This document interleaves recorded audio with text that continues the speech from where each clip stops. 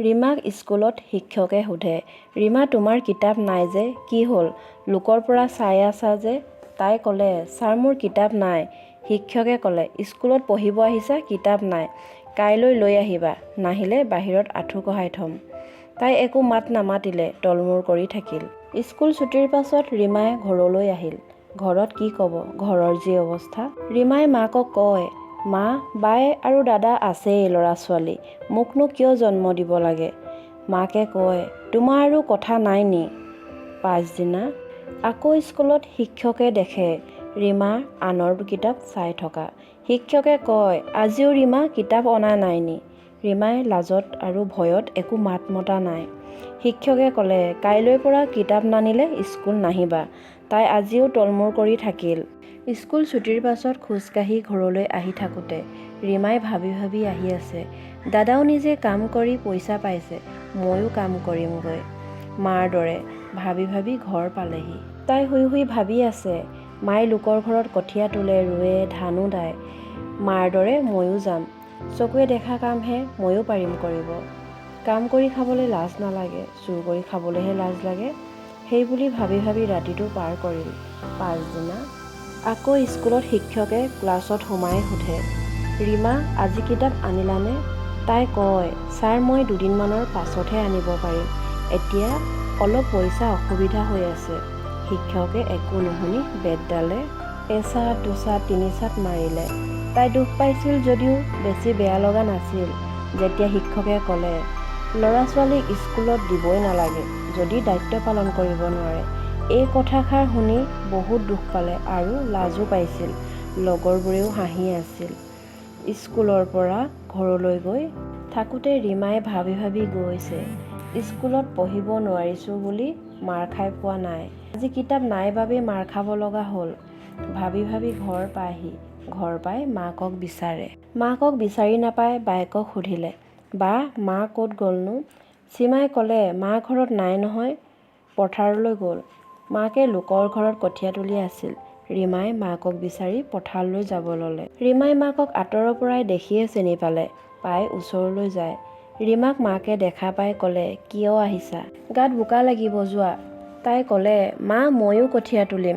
মাকে ক'লে, আৰু অলপ ডাঙৰ হৈ লোৱা, এতিয়া তুলিব নালাগে, তুমি সৰু হৈয়ে আছা। ৰীমাই কয়, পাৰিম মা মই তুলিব। মাকে ক'লে, লোকৰ ঘৰৰ কঠীয়া, বেয়া হ'লে গালি দিব, যোৱাগৈ যোৱা ঘৰলৈ। তাই নামানে। মাকে ক'লে, ঘৰৰ কঠীয়া তুলিবা দেই, তাতে শিকিবা।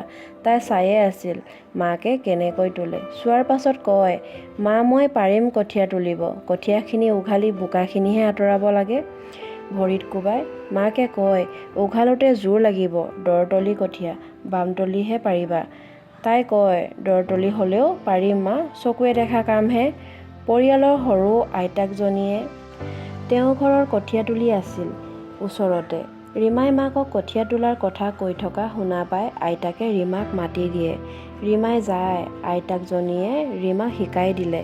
ৰীমাই কঠীয়া অলপ অলপকৈ উঘালি উঘালি ভৰিত কোবাই কোবাই থৈ গ'ল। তাই আইতাকক কয়, আইতা মই বান্ধিব নাজানিম, আপুনি বান্ধিব দেই, মই তুলি তুলি গোটাই যাম। আইতাকে ক'লে, হ'ব মা তুমি বান্ধিব নালাগে, মই বান্ধিম, তুমি লাহে লাহে তুলি থাকা। প্ৰথম যে বেছি তোলা নাছিল, তথাপিও ধুনীয়াকৈ তুলিছিল, অকণো বোকা ৰখা নাই। প্ৰথম বুলি কোনেও নকয়। কঠীয়া তোলাৰ পাছত ৰীমাক আইতাকে পইচা 5 টকা দিলে। তাই বহুত ফূৰ্তি পালে। তেনেকৈয়ে তাই সদায় পথাৰলৈ যায়। মাকে য'ত কঠীয়া তোলে তাইও তোলে। সঁচাকৈয়ে তাই সৰু যদিও বহুত ধুনীয়াকৈ কঠীয়া তুলিব জনা হ'ল। এদিনতে তাই শিকি ল'লে। তাই কঠীয়াবোৰ তুলি তুলি থৈ যায়, মাকে ফেৰা পাতে। মাকক যদি 15 টকাকৈ দিয়ে এফেৰা কঠীয়াত, ৰীমাক 5 টকাকৈহে দিয়ে, সৰুৰ বাবে। তেনেকৈ তুলি তুলি তাই বহুত চোকা হ'ল। ৰোৱা তোলা ধান দোৱা সকলো কৰিব জনা হ'ল। ওচৰ চুবুৰীয়াও দেখি তাইক মাতে ৰোৱা তোলা কৰিবলৈ। তাইক পইচা কম কমকৈ দিয়ে, তাই সৰু যে। সৰু যদিও তাই বহুত ধুনীয়াকৈ তোলে, ডাঙৰ মানুহৰ দৰে ৰোৱা তোলা কৰে। এই বছৰ তাই তেনেকৈয়ে পইচা পালে। এইবছৰৰ পৰা পইচা অলপ বঢ়াই দিলে। তাই কঠীয়া তুলি তুলি থৈ যায়, মাকে ফেৰা পাতি বান্ধিবলৈ যায়। তাই বহুত স্পীড ৰোৱা তোলা কৰিব পৰা হ'ল। তাই এদিনত 15 ফেৰা 20 ফেৰা কঠীয়া তুলিহে আহে গধূলিলৈকে। স্কুল যোৱাৰ আগত তোলে, স্কুলৰ পৰা আহিও তোলেহি। তাই কেতিয়াবা কেতিয়াবা বুকু বিষ হৈ যায়, সেইভাগেই তোলে। বৃহস্পতিবাৰে দিনটোত একোৱেই নাখায়, এগিলাচ পানীও নাখায়, সেইভাগেই ৰোৱা তোলা কৰে। ৰাতি ৰুটিহে খায়। ককায়েকৰ বাবে বদটো মানিয়ে আহিছে। তাই ৰোৱা তোলা কৰি যিকেইটা পইচা পায় সেই পইচাই ঘৰলৈ বস্তু আনি দিয়ে, আলু দালি কিবাকিবি। সীমাক বেগ, ৰন্টুক বেগ, নিজৰ স্কুলৰ বস্তু। তাই আনক ফূৰ্তিত দেখিলে নিজেও বহুত সুখী হয়। তাইৰ মনটোৱে বেলেগ। ৰীমাই কেতিয়াবা মনে মনে ভাবে, আমি ইমান দুখীয়ানে, আমাৰ ইমান অভাৱ। ধনী ঘৰত জন্ম হোৱা ল'ৰা ছোৱালীবোৰৰ ভাগ্যখন ইমান ভাল, যিটো লাগে কয় তাকেই পায়। আমিও যদি ধনী হ'লো হয়। ৰীমাহঁতৰ টিউবৱেল নাই পানী খাবলৈ, বহুত দূৰৰ পৰা আনিব লাগে। ঘৰত পুখুৰী আছে, কিন্তু পুখুৰীটো বাম, পানী শুকাই যায়। পুখুৰীত পানী থকা কেইদিন ভালেই, কাৰণ গা ধুবলৈ, কাপোৰ ধুবলৈ, লেট্ৰিন নিবলৈ হয়। খাবলৈ 4 কলহমান আনিলেও হয়। পুখুৰী শুকাই গ'লে বহুত পানী কঢ়িয়াব লগা হয়। গা ধোৱা, কাপোৰ ধোৱা, লেট্ৰিন নিয়া, তাতে মানুহ 5টা, বহুত আনিব লাগে। সেইবাবে ৰীমাই অলপ পানীও লোকচান হ'ব নিদিয়ে। অলপ পানীও নেপেলায়, অলপ থাকিলে বাটিত ভৰাই হ'লেও থয়। সীমা অপাৰেশ্যন কৰাৰ বাবে ৰীমাই বাইকক কলহ, বাল্টি দাঙিব নিদিয়ে। সকলো তাইয়ে আনে। কঁকালত কলহ, হাতত বাল্টি দাঙি দাঙি আনে। মাকে এটা এটাকে আনিব কয়, পাছত কোজা হ'বা বুলি। তাই নুশুনে, সোনকালে হ'ব বুলি 2টাকেই আনে। কিছুমান মানুহে দেখি কয়, ছোৱালী জন্ম দিলেই ভালেই দেই, মাকৰ বহুত সহায় হয়। ল'ৰাবোৰে সেইবোৰ বুজি নাপায়তো। কিছুমান মানুহেও কয়, ইহঁতৰ ল'ৰা ছোৱালীকেইটা বহুত জ্ঞানী, বহুত বুজি পায়, সৰুৰ পৰা সকলো কামেই কৰে পায়। মাকৰ লগত ৰোৱা তোলা কৰেগৈ, ঘৰ সৰা, চোতাল সৰা, ভাত বনোৱা, ধান চাউল জৰা চলা কৰা, ঘৰ মোচা, একো কাম শিকিব বাকী নাই। কিছুমান ল'ৰা ছোৱালী কৰিব দিলেও নকৰে, ইহঁতকেইটাই কিন্তু নিজে আগবাঢ়ি আহে কৰিব। আগ্ৰহ আছে দেই, পাছত বহুত সুখ হ'ব। একাল দুখ হ'লে একাল সুখ হ'ব। ডাঙৰ হ'লে ভাল ভাল ল'ৰাই পাব, সেইখন ঘৰতহে সুখ হ'ব। দেউতাকে যদি মদ নাখালে হয় আৰু ভাল হ'ল হয়। পঢ়াত ভাল ইহঁতকেইটা, আৰু যদি সুবিধা দিলে হয়। পৰিৱেশ নাই পঢ়া, ৰাতি ৰাতি পঢ়িব নিদিয়ে, লাইট অফ কৰি দিয়ে, চাকিও জ্বলাব নিদিয়ে। দেউতাকে চিঞৰি চিঞৰি বকি থাকে, শুনি থাকিবহে লাগে। ৰীমাক পানী আনিব গৈ থকা দেখে ওচৰৰ ককাক এজনে, সদায় দেখি থাকে, বেয়া লাগে। ইমান দূৰৰ পৰা আনেগৈ, 1 কলহ 2 কলহো নহয়, বহুত কঢ়িয়ায়। মানুহক কিমান পানী প্ৰয়োজন হয়, পানী নহ'লে দেখোন নহয়েই। বেচেৰীয়ে অকলে অকলে আনি থাকে, বয়সনো কিমান হৈছে, আমাৰ ঘৰৰ পৰাই নিব ক'ব লাগিব। ৰীমাক লগ পাই কয়, ৰীমা ইমান দূৰৰ পৰা পানী আনিব লাগে, আমাৰ ঘৰৰ পৰাই নিবাহি, অলপ হ'লেও আৰাম পাবা, টেপ আছে, টেপৰ পৰা। ৰীমাই প্ৰথমে নালাগে ককা, মই পাৰিছোঁ, সদায় নিয়ে থাকোঁ বুলি ক'লে। ককাকজনে আকৌ কয়, ৰীমা একো নহয়, নিবাহি, পানীহে। ৰীমাই মনতে ভাবিলে, ককাইহে কৈছে, বাকীবোৰে যদি বেয়া পায়। তাই ক'লে, ককা আইতাই বেয়া পাব, নালাগে, বেয়া হ'ব মন নাই। খুৰাকজনেও শুনি ক'লে, অঁ ৰীমা, আমাৰ ঘৰৰ পৰাই নিবা। ৰীমাৰ মনটো ভাল লাগিল শুনি। ৰীমাই ঘৰত মাকহঁতক কয়হি, মা, মোক আজি ককাহঁতে পানী অনা দেখি তেওঁলোকৰ ঘৰৰ পৰা আনিব কৈছে।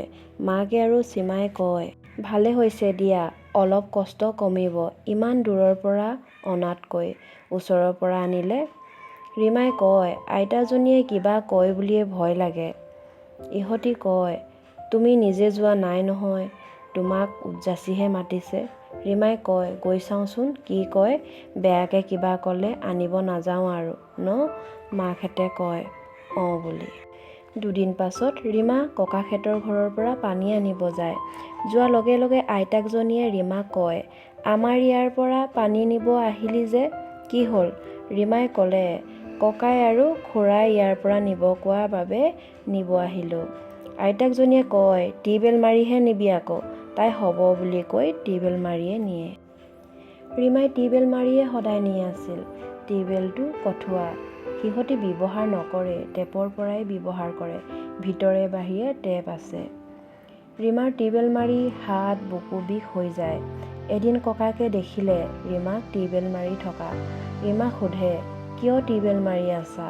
ইমান কঠুৱা, টেপৰ পৰা নিয়া। ৰীমাই কয়, নালাগে ককা, টিউবেল মাৰি নিব পাৰিছোঁ। ককাকে নামানে, বাৰে বাৰে কৈছে, নালাগে টিউবেল মাৰিব, হাত বিষাব, টেপৰ পৰা নিয়া। তোমাৰ কষ্ট দেখিয়ে ইয়াৰ পৰা নিব ক'লোঁ। নহ'লে দেখোন ইয়াৰ পৰা নিয়াৰ অৰ্থ নাথাকিবই। ৰীমাৰ কি কৰোঁ নকৰোঁ লাগি আছিল। নিব মন গৈছিল যদিও আইতাকে কিবা কয় বুলি ভয় খাই আছিল। ককাকে কোৱাত সেইদিনা টেপৰ পৰাই নিলে। পাছদিনা ৰীমাই পানী নিব আহোঁতে আকৌ টিউবেল মাৰিয়ে আছে। ককাকক দেখা নাছিল আইতাকজনীয়ে কিবা কয় বুলি। তাই বুকুখন ধপধপাই আছিল, কি বা কয় আজি বুলি। অলপ পাছতেই আইতাকজনীয়ে কয়, ইমান পানী লাগেনে তহঁতক? পানী খাই অকল জীয়াই আছনি? আৰু টিউবেলটো লাহে লাহে মাৰিবি দেই, নহ'লে ৱাছা পৰিব। ৰীমাৰ কথাষাৰ শুনাৰ পাছত কিয় যে ইয়াৰ পৰা নিব আহিছোঁ ঘৰলৈ গৈ। তাই অকলে অকলে ভাবে, কি কৰোঁ, আগতে য'ৰ পৰা পানী আনিছিলোঁ তাৰ পৰাই কাইলৈ আনিমগৈ নি? আকৌ ভাবে, মানুহবোৰে কি ভাবিব? সকলোৱে ককাহঁতৰ ঘৰৰ পৰা আনো বুলি জানে, আকৌ তাৰ পৰা আনিলে কি বা কয়, আনিব নিদিয়া হ'ল নি বুলি উপলুঙা কৰিবহে। ৰীমাৰ এটাৰ স্বভাৱ আছে, তাই দুখ কষ্টবোৰ আনক নেদেখুৱায় আৰু পটককৈ কথাবোৰ ঘৰত নকয়, কাৰণ বেয়া পোৱা পুৰি হ'ব বুলি। তাই ভাবে আৰু যদি কিবা কিবি আইতাই কয় নানো আৰু। পাছদিনা আকৌ পানী আনিব ৰাতিপুৱাই যায়। আগদিনা আইতাকৰ ভয়ত বেছি নিয়া নহ'ল। টিউবেল মাৰি থাকোঁতে খুৰাকজনে দেখে। ৰীমাক কয়, কিয় টিউবেল মাৰি আছা? ইমান কঠুৱা, টেপৰ পৰাই নিয়া। ৰীমাই কয়, টিউবেল মাৰি নিব পাৰিছোঁ। খুৰাকে আকৌ কয়, টেপৰ পৰা নিয়া। ৰীমাই খুৰাকৰ কথা শুনি টেপৰ পৰাই নিলে দুবাল্টিমান। আইতাকজনীয়ে ভিতৰৰ পৰা শুনে খুৰাকে যে টেপৰ পৰা পানী নিব কোৱা। আইতাকৰ খং উঠিছিল, কিন্তু খুৰাকৰ আগত একো নক'লে, খুৰাকৰ পৰা গালি খাব বুলি। আবেলি যেতিয়া ৰীমাই পানী নিব যায়, আইতাকে লগে লগে আহি ৰীমাক মাত দিলে, টেপৰ পৰা পানী নিলে কাৰেণ্টৰ বিল বাঢ়িব, কোনে দিব বিল? বাপেৰে ইমান মদ খাই থাকে, টিউবেল এটা বহাই ল'ব নোৱাৰে নি? বেছি পানী নিনিবি বুলি কৈ জেঙা খাই কয়। কথাবোৰ ৰীমাৰ শুনি কেনে লাগিছিল তাই বুজাব নোৱাৰে। তাই যিমানখিনি পানী ভৰাইছিল সেইখিনি পানীকে লৈ ঘৰলৈ যায়। ঘৰলৈ আহি তাই চকু পানী টুকেহি মনে মনে। তাই ভাবে, ধনী মানুহবোৰে দুখীয়া মানুহবোৰক মানুহ বুলিয়ে গণ্য নকৰে। আজি আমাৰ টকা নাই বাবে মানুহবোৰে বহুত তলত থয়। কিমাননো বিল বাঢ়িব বাৰু? ইমান ধনী, টকাৰ অভাৱ নাই, তথাপিও পইচা নোজোৰেনে? পানীয়ে প্ৰাণ, মানুহৰ নাপায় নহয়। টিউবেল মাৰিলেও ৱাছা পৰিব বুলি কয়। সীমাই ৰীমাক কান্দি থকা নিচিনা দেখা পাই সোধে, কিয় শুই আছা ৰীমা? ৰীমাই সীমাক সকলো ক'লে। সীমাই শুনি খং উঠিছিল। সিহঁতিহে নিজে মাতিছিলে, তুমি নিজে উৎযাচি যোৱা নাছিলা নহয়, কিয় তেনেকৈ কৈছে? সিহঁতক সহায় কৰাবোৰ পাহৰিলে। দোকানৰ বস্তু আনিবলৈ দেখোন তোমাকেই পঠায়। গধূলি হ'লে গৰু আনিবলৈ, মানুহ নহ'লে ঘৰ ৰখিবলৈ, সেইবোৰ কাৰণে তোমাক দৰকাৰ হয়। সিহঁতৰ ঘৰ সাৰিলে, বাচন ধুবলৈ ভাল। সকলো মানুহ স্বাৰ্থপৰ জানা, কৰিলেই ভাল, নকৰিলেই বেয়া। মই সেইবাবে কাৰো ঘৰত নাযাওঁ। মই মন গ'লে মাতোঁ, মন নগ'লে মই নামাতোঁ। মই ভালৰ লগত ভাল, বেয়াৰ লগত বেয়া। মই কথা ক'ব ভয়ো নকৰোঁ, ডাইৰেক্ট কওঁ। সীমাৰ কথাবোৰ শুনাৰ পৰা খং উঠি আছিল। মাক দেউতাকহঁতক সকলো কথা কয়গৈ। দেউতাকৰ ৰন্টুৰ কথাবোৰ শুনি বহুত খং উঠিছিল। ৰন্টুৱে ঘৰত ক'ব যাব লয়, মাকহঁতে যাব নিদিয়ে। দেউতাকেও ঘৰৰ পৰা চিঞৰি চিঞৰি বকে। দুদিন পাছত। নমস্কাৰ সকলোকে। আমাৰ কাহিনীটো যদি চাই ভাল পাইছে আৰু নতুন নতুন ভিডিঅ'বোৰ পাই থাকিবলৈ চেনেলটো ছাবস্ক্ৰাইব কৰি ল'ব। ধন্যবাদ।